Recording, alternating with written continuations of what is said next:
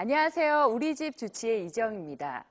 요즘 같은 여름철엔 레포츠 즐기시는 분들이 굉장히 많은데요. 그런데 이렇게 레포츠를 즐기다 보면 갑작스러운 충격과 부주의로 인해 부상을 받기도 합니다.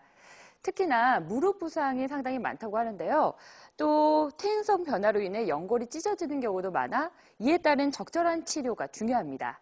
그래서 오늘 우리 집 주치에서는요, 무릎 반월상 연골 파열에 대해서 자세히 알아볼까 하는데요. 도움 말씀 주시기 위해 제일정형외과 병원의 조재현 원장님 나와주셨습니다. 원장님 안녕하세요. 안녕하세요. 네, 원장님. 부상도 작고요. 퇴행성 변화로 인해 파열도 잘 된다고 하는 이 무릎판 연골. 신체에서는 주로 어떤 역할을 하게 되나요? 예, 반월상 연골은 우리 허벅지뼈와 종아리뼈 사이, 그러니까 쉽게 말씀드리면 무릎 사이에 끼어 있는 그 연골을 말하게 되는데요. 네. 그 주 역할은 우리 무릎에 가해지는 충격을 흡수해주고 하중을 분산시켜주고 종아리뼈에 대해서 그 허벅지뼈가 앞뒤로 밀려나가는 것을 막아주는 일종의 방어막 역할을 해주게 됩니다. 네. 이런 식으로 충격과 관계가 굉장히 많기 때문에요. 작은 외상이나 반복적인 외상에 의해서도 쉽게 손상될 수 있는 우리 몸의 구조물이라고 할 수 있겠습니다. 네, 생각보다 굉장히 중요한 역할을 하게 되는데요. 그렇다면 이렇게 무릎판 연골이 손상을 입게 되면 어떤 영향을 미치게 될까요? 반월상 연골 손상이 초기에는 아주 경미한 경우에는 사실 큰 증상을 일으키지 않을 수도 있습니다. 하지만 어느 정도 진행이 되고 나면 주로 손상된 연골이 무릎에 끼이면서 증상을 나타내게 되는데요. 제일 일반적으로는 통증이나 염증, 그리고 부종 등이 일어날 수가 있고요. 갑자기 빨리 걸을 때 갑자기 다리에 힘이 풀리면서 주저앉게 되는 그런 현상도 일어나게 됩니다. 네. 그런데 실제로 내원하는 환자들을 보면 이 부상으로 인한 환자들 말고도 중장년층의 환자분들이 굉장히 많다고 들었는데요. 앞서 설명드린 대로 반월상 연골의 그 역할 자체가 무릎에 있어서 그 충격을 흡수해주는 역할을 주로 하기 때문에요. 네. 어떤 급격한 외상에 의해서보다는 반복되는 자극에 의해서 더 손상을 많이 받게 됩니다. 실제로 저희 병원에서 작년 10월부터 금년 3월까지 조사한 바에 따르면 그 전체 MRI 상에서 그 반월상 연골 파열이 확인된 환자들 중에서 77%는 50대 이상이었고요. 네. 그중 67%는 여성 환자로서 특히 여자분들 같은 경우에는 가사노동 등에서 무릎에 무리한 자극들이 반복적으로 오면서 이런 반월상 연골 파열이 진행되었다고 볼 수가 있겠습니다. 네. 그러니까 습관이나 호르몬 등의 이유로 중장년층의 여성분들에게 굉장히 빈번하게 발생이 되는군요. 그런데 디스크로 오인하는 분들이 상당히 많다고 들었는데요. 예, 디스크 증상이 주로 종아리나 허벅지 뒤쪽으로 당기는 증상으로 주로 많이 나타나게 되죠. 그런데 반월상 연골 손상도 역시 종아리 뒤쪽으로 당기는 증상으로 나타나는 경우가 굉장히 많습니다. 네. 그래서 환자분들이 두 증상을 서로 오인하는 경우가 많으신데요. 근데 디스크나 척추관 협착증 같은 경우에는 신경이 허리에서 눌려서 나타나는 증상이기 때문에 무릎의 자세나 무릎에 가해지는 그 힘이라든가 영역과는 사실 별로 관계가 없습니다. 그래서 무릎을 쪼그릴 때 아프다든가 계단을 올라갈 때 종아리 뒤로 당긴다든가 앉아있다 일어날 때 옆에 있는 벽을 짚고 일어난다든가 이런 식으로 무릎 뒤쪽에 국한된 통증일 때는 디스크라든가 척추관 협착증 같은 허리 증상보다는 무릎 자체의 반월상 연골 손상을 더 의심해 봐야 될 거라고 생각합니다. 네, 확실히 디스크 질환과는 차이가 있어 보입니다. 지금 보시면서 나의 증상과 좀 비교를 해보시면 더욱더 좋을 것 같은데요. 하지만 원장님, 환자분들이 잘못된 자가 진단을 많이 하시잖아요. 이럴 경우에 심각성도 상당할 것 같은데 어떤가요? 반월상 연골 손상이 조기에 진단되지 않은 경우에 제일 큰 문제는 두 가지가 있습니다. 하나는 반월상 연골 손상은 계속적으로 진행하는 병이기 때문에 늦게 진단되는 경우에는 치료를 하게 돼도 반월상 연골의 기능의 소실이 굉장히 많아진다는 거고요. 네.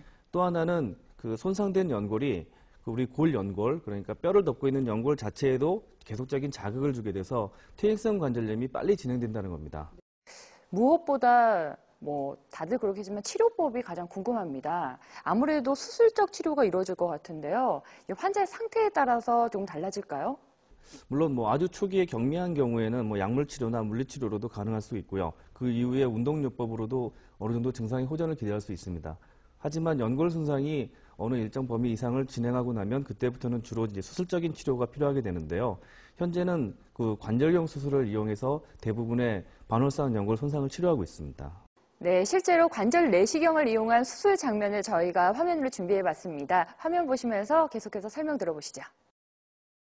네, 화면을 보시면 무릎에 5mm 정도의 작은 구멍을 2개 뚫게 되고요. 그 구멍 하나로는 카메라를 집어넣어서 직접 무릎 안쪽을 관찰하게 됩니다. 나머지 구멍으로는 기구를 집어넣어서 손상된 연골을 절제하거나 네. 또는 봉합을 하게 되고요. 그 무릎 안에서 염증을 일으키는 그 부유하는 연골 조각들을 동시에 같이 제거하게 됩니다. 관절 내시경은 이런 식으로 관절 안을 직접 관찰하면서 진단과 동시에 치료를 할 수 있다는 장점이 있습니다. 네, 상당히 작은 구멍으로 들어가네요. 그런데 이 관절 내시경의 장점, 그리고 치료 효과가 궁금한데 어떤가요? 네, 관절 내시경의 장점은 무엇보다도 수술 부위가 굉장히 작고 그리고 하반신 마취의 부위 마취로도 수술이 가능하기 때문에 환자분들이 수술 후 회복이 굉장히 빠르다는 장점이 있습니다. 그리고 수술 시간 자체도 30분 이내로 굉장히 짧고요. 입원 기간이 2일 정도면 충분하고 수술하고 퇴원하시면 대부분의 일상생활은 바로 하실 수 있다는 장점이 있겠습니다. 네, 일단 어떤 질환이든 초기에 진단을 받아서 치료하는 것이 가장 좋은 방법이 아닐까 싶습니다. 반월상 연골판 조기 치료의 중요성에 대해서 다시 한번 말씀해 주시죠. 예, 그 반월상 연골은 일단 손상되면 자연 치유는 거의 되지 않는다고 보시면 맞을 겁니다. 네. 그리고 앞서 말씀드린 것대로 그 손상은 시간이 지나면서 계속적으로 더 진행하게 되거든요.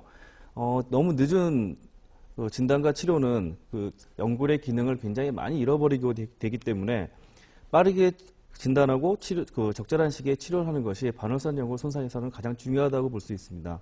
그리고 반월상 연골 손상은 언제나 2차적으로 퇴행성 관절염을 동반하게 되기 때문에요. 그 퇴행성 관절염은 인공관절 치환술이라든가 이런 큰 수술을 요구하게 되죠. 그러니까 그런 큰 수술까지 진행되기 전에 치료를 하여서 내 무릎을 건강하게 지키는 것, 그것이 제일 좋은 치료라고 생각이 됩니다. 네, 말씀하신 것처럼 병이 커지기 전에 예방을 한다면 그보다 더 좋은 건 없겠죠. 이 반월상 연골 파열에 대한 예방법이 있다면 소개를 좀 부탁드릴게요. 예, 반월상 연골 손상을 예방하기 위해서는 2가지를 생각하시면 될 것 같습니다. 하나는 무릎에 무리한 자극이 가지 않게 하시면 되고요.